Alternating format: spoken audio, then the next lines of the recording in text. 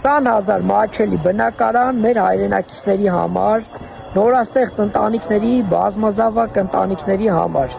Սա Սամվել Կարապետյանի տնտեսական ծրագրերից 5-րդ քայլն է։ Ինչպես ենք այն իրականացնելու։ Շինարարության մեջ էական ծախսեր են կազմում ենթակառուցվածքների շինարարությունը, հողի արժեքը, բանկային ծախսերը եւ պետական այլ վճարները։ Պետական ծրագրով իրականացնելու դեպքում հնարավորություն ենք ունենալու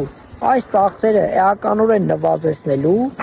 եւ տարաժամկետ սկզբունքով մեր հայրենակիցները հնարավորություն են ունենալու ձեռք բերել բնակարան։ Այսինքն ձեր վարձի գումարի փոխարեն դուք վճարելու եք ձեր բնակարանի արժեքը։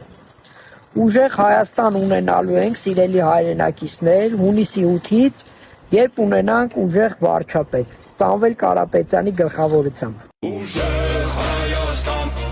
ազատ ու հզոր, խաղաղ ու կայուն է քո ապագան։